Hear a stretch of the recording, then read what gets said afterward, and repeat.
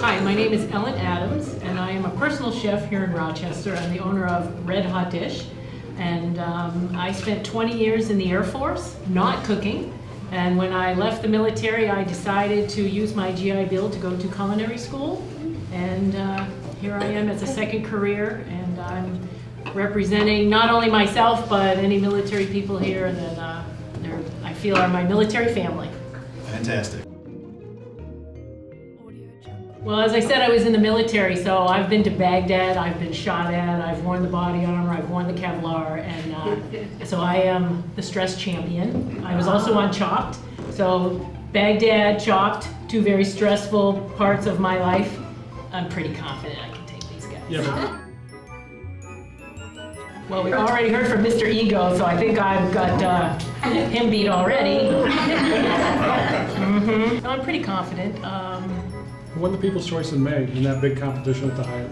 Oh, at Chapel Oaks? No. Oh, okay. What was it? It was May at the Hyatt for the Alzheimer's People's Choice. Who won that? They must have forgot if they have Alzheimer's. I don't know, I didn't see it. Oh, I would probably take an MRE and turn it into something fabulous. Oh, that sounds explosive. Yeah. Well, it could be. Hopefully not the way I create it and present it, yeah. And what would your finishing touch be on that would just make it so over the top? It's gotta be the coffee packet. Coffee, yeah. MREs come with M&Ms, Tabasco, chiclets, so I guess it would depend on what was actually in the MRE. They chicken and rice, there's all kinds of good ones. On this panel. Well, I'm gonna have to go with my girl Kim. Sorry, Daryl. It's okay. Sorry, Todd. But, She said me hey, first. she is the reigning champion, and I think Kim and I, two redheads, we could take it. Gummy bears. When I was on the Chopped competition, I practiced. I would go to the Pittsburgh Wegmans and buy all the weirdest stuff I could find, and I ended up melting some down, made a fruit sauce, and so Pop Rocks, anything on the sweeter side, I feel like I kind of know what to do with that. So now there won't be, because I just said that. Right.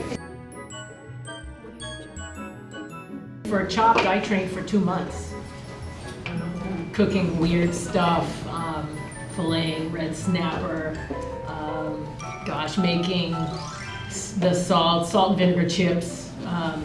My husband was very supportive of me. I literally would be at home watching TV thinking I'm gonna reheat a pork loin or whatever I had. And he'd come in and drop a bag and be like, "You got 20 minutes!"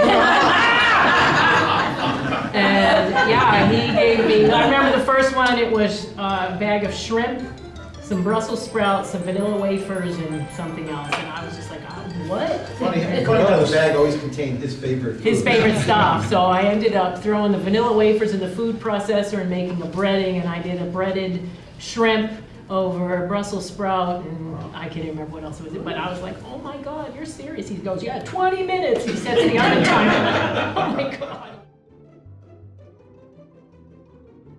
I tend to feed off the crowd, so I think to have a bigger crowd, it's going to be even better.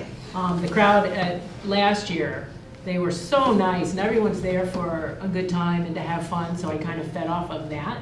And I didn't know that until I got there. I was like, wow, you go in, you're nervous, you're like, oh, I don't know what to expect, and then when I finally got there, I was like, okay, this is cool.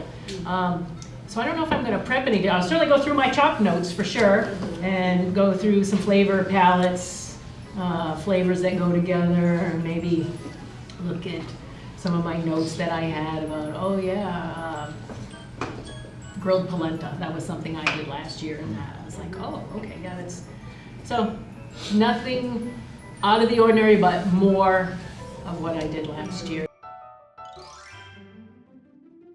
I grew up, I'm the youngest of 6, and my mother cooked everything we ate.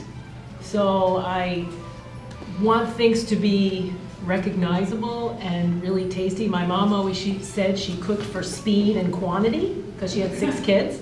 I like to cook, you eat with your eyes. So I want it to be beautiful, but it also has to taste really good, and things that maybe you recognize, but it's been jacked up a little bit in kind of a weird way. My mom cooked everything we ate, and so to go out to eat was like a big deal. Who takes 6 kids out to eat? Nobody. They never could have afforded it, and who wants to do that? That's not fun. So she cooked everything, and then when you get on your own, and as Todd said, yeah, I'm hungry, I need to eat, I don't have any money, and you just kind of go back to like, oh, I can make biscuits, I know I need this, this, and this, because I saw my mother do it, she'd whip it up in 5 minutes, and it's easy, and It's amazing when you do red kidney beans. yeah, yeah. And then I had my military career, and the cooking was always on the sideline, and then after I left the military, it's like, well, now what am I gonna do? I'm still a young person, and fortunately, the GI Bill was there for me, and I went to culinary school not knowing where it was going to lead, and here I am.